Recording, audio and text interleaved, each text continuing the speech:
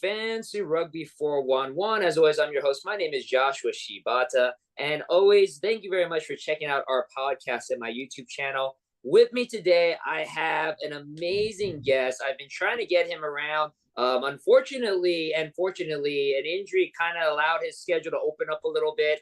So now he has graciously been able to give us his time. So welcome to the podcast, Seth Purdey. Seth, welcome to the show. How you feeling, brother?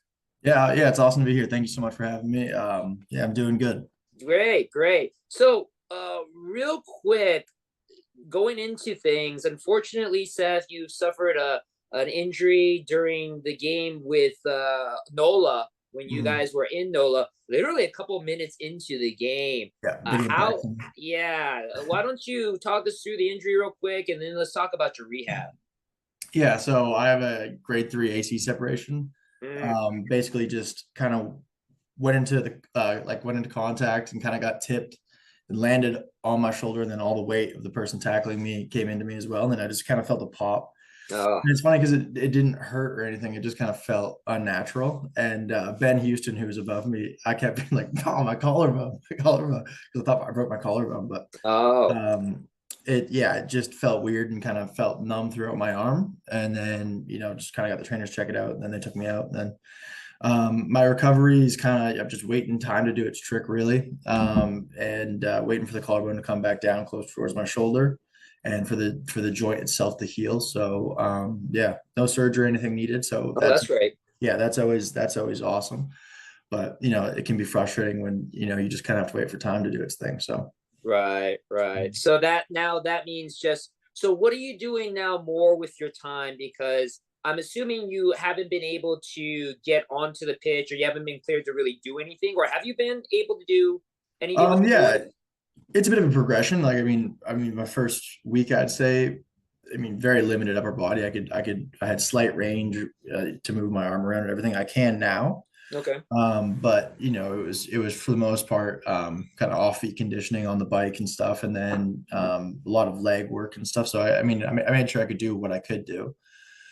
And then now, as it's kind of progressed, I've been able to do more upper body stuff and stuff like that. But for the most part, it's been a whole lot of running and it's a whole lot of leg work. So I'm pretty excited to start working out my upper body again. Right. So by the time you get back, you are going to be a well conditioned, even Yeah, beyond conditioned machine by the time you get back on the pitch. yeah, I'd like to think so, but nothing really compares to the game situations, No, right? of So, course, of course, of course. so I don't want to say I'm going to be the fittest guy out there, but I'm hoping it will help. A little mid preseason block mid season. So Sure. yeah. All right, let's go back a little bit, well, quite a bit to almost the beginning. It's kind of funny. I've been having a record of talking to a lot of your Canadian brethren on Mm. the team, Matt Heaton, Andrew Coe. So how does a boy in Canada get into rugby? Or Mm. again, this podcast is usually primarily an American dominant audience Right. where rugby is not a thing that we usually pick up as kids. Yeah. Is rugby more common in the Canadian schools or in Canadian child neighborhoods? I would, it's pretty similar, I'd say, to the West Coast in the sense where there's pockets, West Coast of the United States, just to say, where there's pockets where certain schools, really, I guess, emphasize it in their like sporting, I guess, sides. But it'd be quite similar to the United States, I'd say, in the sense of like it's not, the number one sport where, football and basketball, baseball kind of take that priority where it'd be like hockey and lacrosse Mm-hmm. and then football and baseball and stuff like that in Canada, right? So it's quite similar where it's I guess more of a niche sport. But there are certain schools where that's just kind of like a big sport, and obviously it kind of takes precedence there. So is that how you came into it? That you happen to Yeah. be in one of these niches and go, "Hey, we're playing rugby." And you're like, "Okay." Yeah, exactly. So the school I went to, and actually my roommate and fellow teammate Jack Shaw, we both went to my high school. Right. I did And some research and I was kind of shocked to find that out. That's yeah, I know, awesome. small world. Yeah. But yeah, it was very big there. It was mandatory for grade eights and grade nines to play the sport. Oh, It's kind of an okay. old British school called Shawnigan Lake School, and they really emphasized rugby, and it was a big part of, I guess, like the culture there, and it was kind of Mm, the team to be on when you were younger and everything. mm. So it was a big aspiration of mine, probably as soon as I went to school there. Got it. So, and I'm assuming, like you said before, you kind of, and of course, being ignorant Americans like we are, we just assume hockey is like the sport for Yeah, Canadians. yeah, So, was that the case with you that you had a chance to do both rugby and hockey, and you ended up choosing rugby over yeah. hockey? So I played hockey my whole life. Got it. I mean, as most kind of, I mean, a lot, I guess a lot of Canadians do. Sure. That was, the big sport for me, and it was everywhere. And I grew up in the north of Canada, actually, originally before we moved down south. And so we lived on a lake, and it would freeze over. And so, Mm, from the youngest ages, I can remember learning to sure. jump over sticks with my dad and stuff like that. So I remember to skate really young. But yeah, hockey was, and it was competitive from a very early age, so it took up a lot of my time. Hmm. Um, but then the spring sports, like football would run in the winter. So if you played hockey, you wouldn't play football, stuff like that. So, but rugby was like a perfect spring sport for me. And Mm, I tried baseball, but it wasn't for me. mm. And it's too cold in Canada, and you can't, you gotta be moving. Right, right, Yeah. sure, sure. So, yeah, so rugby was kind of the natural transition, I think, for a spring sport for me. And when I was in high school, I played, a good level of hockey, and then rugby was obviously big at the school, as I was saying. And so I would transition. I would have about 2 weeks transition, either side of spring and summer, but to go between the sports. So Mm. I was pretty much always playing sports, and I guess that I kind of fell in love with both as a result of that. But then, yeah, kind of as high school was ending, I was weighing up options with hockey and then with rugby, and I did the camp down at Cal just to kind of Hmm. broaden my opportunities, and then yeah, went really well. And then I kind of had to, make a decision between the two, and then thought rugby was the best pathway for me. And that's nice that we're making that transition because you mentioned Cal Berkeley. You went to Mhm. Cal Berkeley from 2017 to 2022. So obviously, with the intention of playing rugby, Mhm. now was that then also to the goal post Cal was to maybe focus on rugby as well? Yeah, I mean, certainly in certain aspects. I mean, I want to be involved. I still obviously do, and haven't had the chance to yet, but I want to be involved in the Canadian setup. Mm, And so that's always been a goal of mine since I think I started playing in, as at 13, 14. So, um, but I mean, at my first year at Cal, it was the first year of the MLR. So I didn't necessarily know mm, if that was the pathway that I would take, but kind of as it progressed and through my time at Cal, and I saw it grow, and I saw names, the international stars that came over, like Adam Ashley Cooper, mhm. and Yeah. yeah, like Drew Mitchell, Mountain, Mhm. all the guys who came down here. I kind of was like, oh, the league's growing in credibility and everything like that, and it became something that I definitely want to be more part of, because I was kind of thinking I would more go towards, the sevens route, which was more Oh, okay. um, just because I played sevens, and 15s at Cal, Mm. and I just didn't really know it was the best pathway. But this league obviously, I kind of wanted to pursue 15s a bit more. So let's take a pause real quick before we jump into your eventual decision to go into MLR. Yeah, You do mention about hopefully, and I feel obviously you will one day represent Canada yeah, as a national Canadian player, but mhm, you have had some chances to at least be in the under 19 and the under 20s program. yep. How has that experience been working at least a little bit in that Canadian system? No, I mean, whenever you get the chance to represent your country, I think it's it's got to be one of the coolest feelings ever. And it's pretty cool when your parents are there. And for me, like them getting up at 5 in the morning and driving me to hockey practice, or like, you know what I mean, just putting the time into Mhm. my sport and my passions and stuff. So, um, no, I mean, I think it's the greatest feeling, and probably the highest you can try and achieve in any sport, right? So, I'm a proud Canadian, and I'd love to do that. So. Is how cool is it that you, as I mentioned before, you do have fellow Canadian players, people who have represented the Yeah. team, Andrew Coe, Manheem on the squad with Mhm. RFCLA right now. How cool is it that you've at least been able to kind of really work with on at least RFCLA level? Yeah, no, yeah, and they're very experienced guys too, right? So it's great to kind of work with them and get close with them. Yeah, over the last couple of years. Yeah, but it's nice. We got a little cohort down here, and so it's pretty fun to kind of talk shop. And if you want to kind of just throw out a few A's and not get criticized for There you it. go. There you go. I was gonna say, the more and more that I listen to you, and man, I forget sometimes.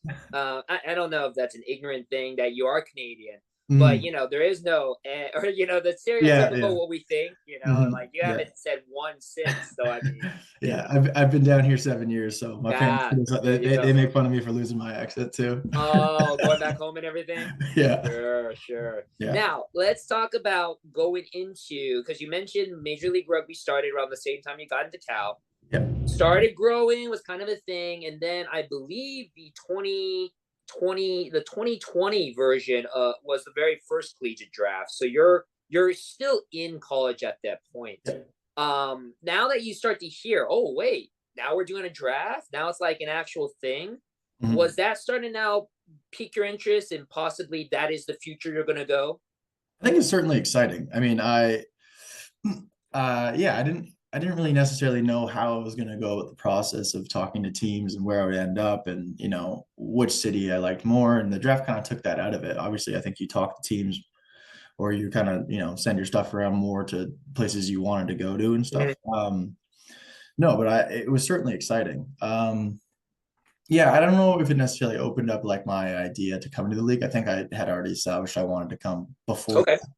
but I think it was just I guess an added X factor to it because you never actually know where you're going to go and how it's going to Mhm. work. So, Mhm. yeah, no, it was exciting for sure. So now you enter into the 2022 draft. Mhm. At the time, we did have a Canadian team, the Toronto Arrows. Yeah. So what? And you mentioned that you do kind of talk to more of the teams that you want to go to. Were you talking to Toronto quite a bit? Because Mhm. obviously in Canada, did you want to stay in Canada, or were you more free to like, you know what? Because I don't, Andrew Coe spoke to me on his interview, and he kind of actually did want to go to Canada. Like Yeah. he was kind of like, I don't want to be in Toronto. I don't want to be in Canada. Let me go somewhere outside of Canada. And so he purposely avoided Toronto. But Mhm. was that like a place you were really hoping you would land? No, not necessarily actually. I'm similar to that to Co in that sense. I kind of wanted to travel around too. I think that's the beauty of rugby is you do get the chance to travel and live in a lot of places. Mm-hmm. And I'd been down at Cal for 5 years, so I mean, not that I necessarily I have to stay in the States, but I was eager to kind of travel around the country a bit more because I mean I'm going to go back to Canada, I assume, at the end of my career, and Oh, okay. Yeah. I uh you know this is just kind of another chance to travel around the States and meet a few more people in different cities that I would never necessarily live. Mm-hmm. And so when I entered the draft, I think I wanted to go to like a big city. LA was still in this right before they folded Right. The teams. Guiltinis. Yeah. Yeah. Yeah. And I mean they had a rocket ship of a Oh, team. So yeah. Oh, yeah. I was pretty keen on them. But then also Sure. I thought, cities like New York and Boston and even Seattle, which isn't far from where I'm originally from, Sure. Sure. Sure. um, would be cool. So I talked to everyone who would talk to me. I mean, I didn't have like I'm not gonna say I had the pick of the litter or anything, but um yeah, I talked to anyone who would talk to me and then kind of just how conversations went. It's funny because I got drafted to Atlanta, but it's not necessarily a place I wanted to go to. Sure. But I had great conversations with them and they got me excited Uh, about it. So I was happy that I did end up landing there. Okay. So Yeah. now, so you got drafted in Atlanta 4 overall. So Mhm. that's great. I mean, if you think about like football, I mean, any sport really, being drafted in the top 5, 6, I mean, that's a huge accomplishment. Mhm. Did the thought already occur to you going into the draft that you were going to be that high a pick? Or were you surprised? Or maybe, I don't know, were you even disappointed that you weren't number 1 overall? No, no, not necessarily. I mean, I think it is really like it's a cool system, and I think when you get draft higher, you feel a lot of honor. But I kind of wanted to go to a team that fit. I Mm, didn't want to go somewhere, and yeah, I was more in tune with the kind of the coaches that I spoke to and mhm. everything like that. So I was happy with whatever I ended up, as long as it was kind of like a conversation where I'd had and been like happy to. Got it. Rather than So forced to, hey, you're number 1, you have to come here. right, exactly. Got Yeah. it. Got So it. I was pretty happy with how it all actually shook up. I actually was in Australia at the moment. And I was doing all the calls with these teams at like 3, 4 in the morning, and I was driving. I was up in oh gosh, where was I? I can't remember, but I didn't have any cell service, and I was Oh, thinking I was with my buddy, and we were driving, and we were trying to find cell service, and I finally got cell service. So I watched like the first two draft picks. One was so my you best were friend Sam. you weren't even in the country when the draft occurred. Yeah, I was in Australia. I was Oh playing down there, wow. and then I was traveling around. So Oh. I actually I was the hostel we were staying, or the Airbnb we were staying at. I was adamant that they'd have Wi-Fi, but then it went out, so we went. Oh. Um, but yeah. And my sister is actually the one who called me and told me I went to Atlanta. So Okay. yeah, but All then right. I got the stream going and everything. So There you go. yeah, So literally, because again, for most of us sports fans, our image of or our understanding of a draft is what we see on TV, especially like with college football draft. You yeah. see them waiting in the room, or you see Mhm. some of them invited. You see people making phone calls and everything. But you were literally, you didn't know where you were going. You weren't even in the States. And you didn't find out until you got to some Wi Fi, an area with Wi Fi, that Yeah, your sister was the one that called you and told you, hey, yeah, you're going to Atlanta. yeah, exactly. Yeah, yeah, That's an awesome story, man. yeah, That's an awesome story. yeah, Now let's talk about that draft because there's some interesting names if you look at it. Number one overall pick was someone that actually went to Cal with you, yeah. Sam Galla. Mhm. And he's doing a pretty good job. Former Rookie of the Year for Major League Rugby. Mhm. Number three, right before you, is a fellow Canadian, Kelly Martinez, who's now with Yeah. Old Glory DC. Mhm. And then two names that I kind of chuckle at because they do have a relationship with you. Number 10, Matt Galehouse, who Yeah. not too many people know actually is now part of the staff that works with RFCLA. Yeah. Mhm. I see him all the way around. Has one of the best looking beards in any in any Yeah. standard. Yeah, it does. And then of course number 22, fellow teammate, fellow roommate, and old high school mate Jack Shaw, who Yeah. also Mhm. got drafted to Atlanta. Yeah. Mhm. So with that being said, when did you find out that Jack also got drafted to Atlanta? The same day, yeah. The same day? Yeah, we sent each other a couple of texts and stuff, and then I think it wasn't a week later. Then we kind of called and talked about it. But yeah, it's funny because I mean we were in high school together and everything, and I mean we somewhat kept in touch, but not really. And then so Mhm. when this happened, it was so funny. And then we've been roommates for 3 years now. That's awesome. That's awesome. That's Yeah. awesome. So Mhm. now you're in Atlanta. You got to play a little bit in year one. And then, of course, those who are familiar with Major League Rugby know the story. All of a sudden, Atlanta no more.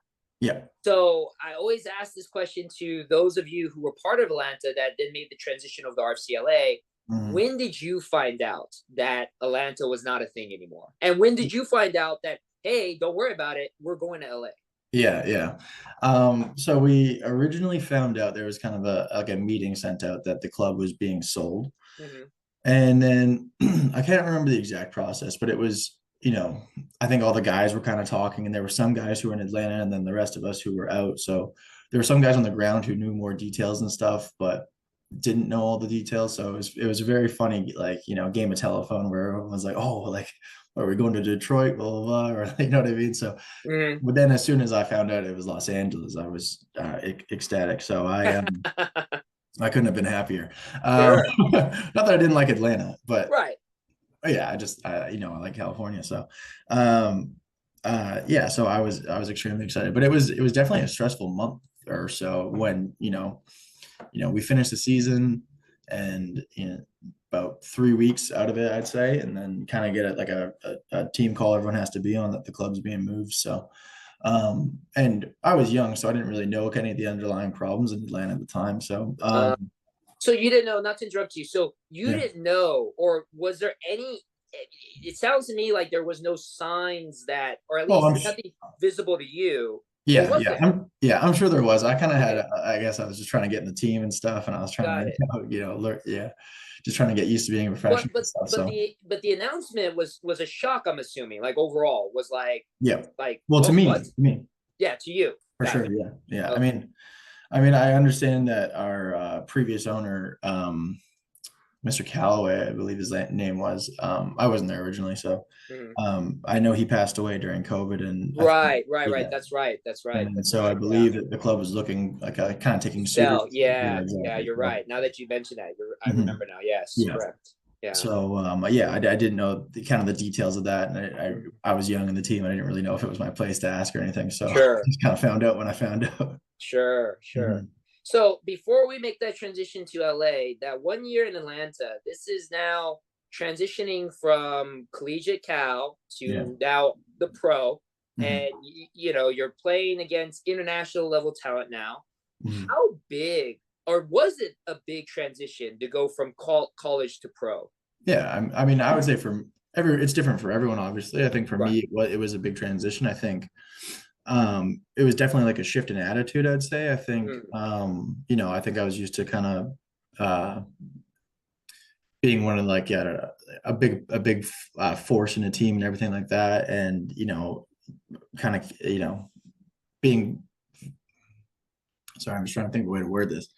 Yeah, but like being a big part of a team, and mhm, not to say that I wasn't, but I think my role changed, so I wasn't mhm, necessarily like, a starter and, big minutes, and in that I became more of a role player. mhm, And so it's just a kind of a change of mentality, and you gotta, your Tuesdays and Thursdays become your Saturdays. So you just gotta work real hard throughout the week and everything. Not to say that, you don't otherwise, but you got to be a bit more versatile, and there are things like that. So it's a change in that side of it. But I mean, the professionalism of, the film and looking after your body and the rehab and the exercise that you have to do outside of the programs they give you is a big difference, because I think in college you can get away, doing your programs, and at Cal we had a great strength and conditioning program.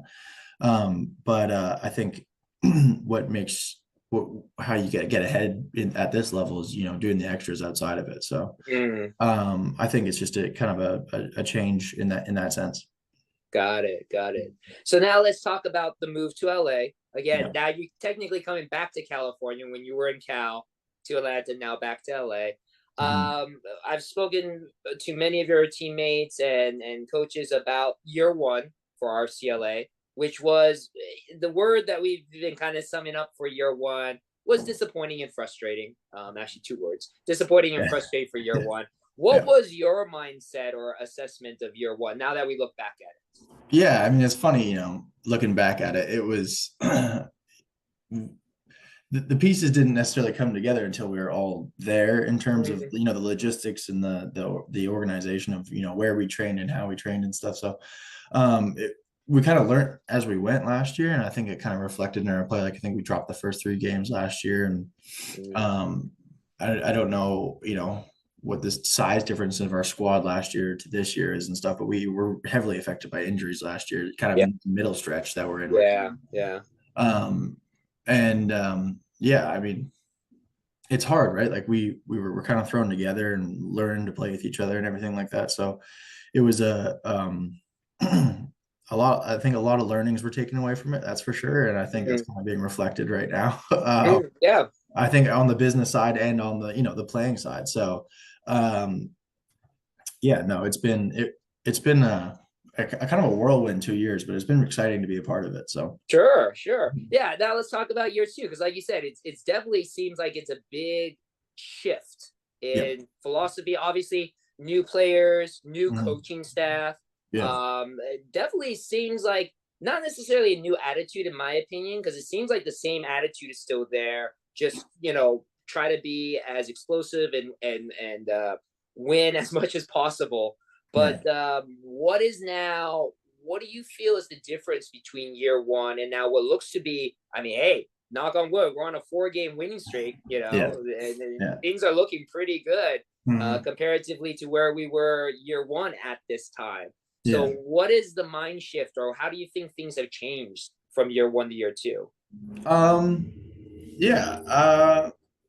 I don't know. I mean, I think confidence plays a big part of it. I think, confidence in the game plan and confidence in I guess, your teammates and everything. So I think guys are settling in and, used to our kind of routine, which helps. And then I think like the game plan put forward is just, doing the simple things really right. So, and, Mhm. working real hard and being tough. So I mean, it's not, complex, I guess, change of, philosophy, or it's not like we reinvented the wheel or anything. Mhm. But I do think there's just like such a keen focus on, doing the simple things right and working hard for each other and everything like that. So, I mean, it's, it's, it's a few degrees, right? But I Mhm. mean, it's made all the difference in the world. So, yeah, I would say that's probably the main shift is just, I think, everyone's professional. So last year, like, even though our record didn't reflect it, I think, the players were extremely professional in the way they carried themselves and everything. So Mhm. I don't think there's much of a change in that respect, but it's just, I think attention to detail is quite important. I think with this team and with this program.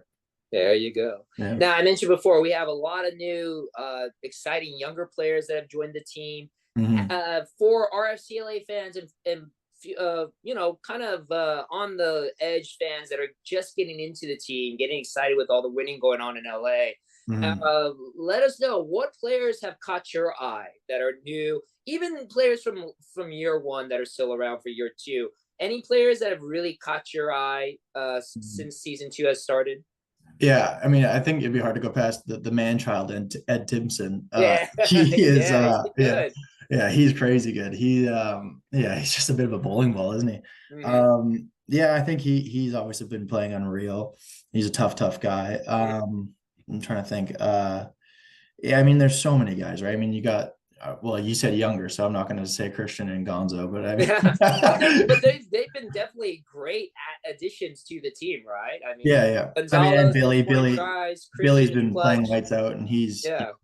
he's an extremely experienced guy and really fun to work with. So those guys, I mean, have in so many senses of, I guess, experience in terms of the way they carry themselves and everything like that. I think is really important for the younger guys, Hmm. and Hmm. I mean, something that I definitely think that we all, just leading by example, and we just kind of follow, right? So those guys are unreal, and it's so nice to have them in the club.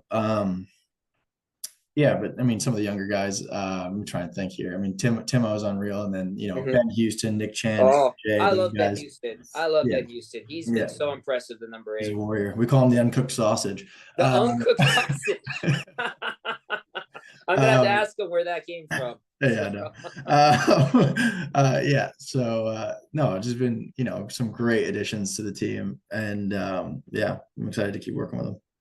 that's awesome. That's awesome. Now, a couple of final questions, getting to know more about you and your Mhm. teammates as well. Yep. So, Seth, what do you do in your free time in between matches to get? I mean, do you do anything outside of rugby to get away from rugby? In the off season or in the Anytime, off season, during the season, do you have any hobbies outside of rugby, or is rugby 24/7 all that couple of? well, I mean, honestly, like what sticks to mind right now, like with my injury, I've been, I'm just starting to move around a bit more. So now I'm, getting down, going to the beach a bit more. But before that, I was ripping through TV shows. Oh, okay. Yeah. What have you So been I mean, watching? I'm a little hobbyless right now with my shoulder, but yeah. So, but I mean, there's so many beautiful things to do here in LA. Mm, So getting up in the mountains, going for a hike, and, getting down to the beach. I mean, it's the best way to end your day is going down there for a sunset. So sure. yeah, I mean, just kind of exploring the local community and everything like that. So I would like to say I had more. I'd like to say I've been fly fishing on weekends and stuff like that, but it's been pretty simple for me recently. Nice, nice. Yeah. Now let's talk about your teammates. So with your teammates, and I always love asking these questions because again, it kind of gets us a little bit inside of the training pitch and inside the locker room. When you guys are practicing, who is, and you guys have to take those tackle drills and everything. Hmm. Who is on your squad like the hardest hitting tackler, or a guy you just do not want to take a tackle from? Hmm. Yeah. I mean, there's a few. Okay, Like, sure, I have to name them on a hand here, but I mean, I think Matt Heaton's someone you definitely don't want to run into in a dark definitely. alley. Jason Dam, obviously, Oh, okay. he's someone I wouldn't. semi and a full tilt. You kind of want Oh to avoid. God, he's huge. Semi, Yeah. Semi is big. Yeah, there's a bunch actually. I'm trying to think. Who? Yeah, I would say that was probably my top three. There you go. Yeah, There you go. yeah. I Now, can, but yeah. Now, again, going a little bit more on the lighthearted side, is there? You guys spend a lot of time with each other. I'm sure, especially when you guys are traveling. I mean, you guys had that trip to Fiji in the preseason, which must have been amazing.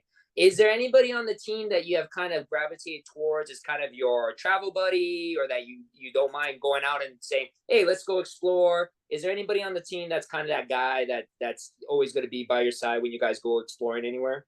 yeah, I mean, me and Jack are pretty. We've roomed together on all the away trips. We live together. We spend a lot of time together. So I think Jack's probably that for me. But honestly, I think there isn't anyone I wouldn't be comfortable with. Going and doing anything with. So that trip was a big part of it too. I think everyone got real close. It was kind of like a forced get to know each other for 10 days in a foreign Sure. country at a hotel. So everyone's getting along real well. And I think kind of those like early season barriers with new teams where everyone's kind of get to know each other. I think those got broken pretty early. So yeah, I mean, I'd shout out Jack, and then probably my roommates last year, Dane, Xander, Ah, and Ben DZ, Strang. So he's yeah, great. DZ's yeah. a lot. I heard that DZ is the guy, according to Matt and Andrew Coe. He is down for anything. Oh Like you yeah, say, hey, let's go Tijuana. Let's go down somewhere. Let's just go do something. yeah, DZ would no, be the guy to go with. yeah. He's a fun guy to hang around. That's for sure. A lot of stuff happens. I'm sure. I'm Yeah. sure. All right. Last question as we're wrapping this up. And again, Seth, I do appreciate your time on this so much. No, of Really course. do appreciate it. Again, the purpose of this channel is to present rugby to more of a U.S. Audience who are not too familiar with rugby. So, Mhm. that being said, if somebody came and approached you and said, "Hey, what's up with this rugby? Mhm. Why is it so great? Why should I be interested in rugby?" What would your Mhm. answer be to them? I think, I mean, just get it like for me, I mean, the sport itself kind of, I think it speaks for itself a little bit, but for me, it's the community. I think, it is, you know, I've played, I played hockey for a long time. I've been in sports my whole life, but I mean, the community of rugby is special. And it's a very, far reaching community, but very small in the same sense. So I think, Mm. you know, if you play one season anywhere, you can probably, if you travel to New Zealand or South Africa, you can probably try and, you can relate. Mm-hmm. Um, yeah. So I would say it's the community. I think that's the big part of driving it. I think is for us to get around fans and get to meet people and kind of show them outside of the actual game. Mm-hmm. You know, just how social and fun and inclusive it can be. I'd say. Awesome. That's awesome. Awesome. Again, I appreciate your time, Seth. If you don't mind, I'm gonna put your social, your Instagram. You can follow Seth Purdey, Seth_Purdey on Instagram. Have that edited down below. Any other social media you want to shout out, Seth? No, that's my only one. That's it. That's it. All Well, right. again, I appreciate Seth. Definitely take care with the rehab. I'm hoping we could do another interview as you come back, and we can talk Mhm. about your preparation for the next game, seeing you Yeah. back on the pitch. I've kind of pitched this to your fellow Canadian teammates. Obviously, we're going to have qualifiers for the World Cup. It's going to have Yeah. to obviously come down between USA and Canada. So, Yeah. Co's up for it. He really can't wait to talk about it. So Yeah. hopefully, pick your mind on how you see that's developing. And again, I'm hoping you will be one of those Canadian players that will be facing off against some of the young Eagles as we approach the next World Cup. So Yeah. I appreciate your time on that. So again, Seth, thank you very much for joining us on the podcast. I really do appreciate your time. Thank you very much. Thank you, Josh. Thanks for having me. And of course, everybody, thank you very much for checking out the Rugby 411 podcast. And as always, I appreciate it, and I'll see you on the pitch.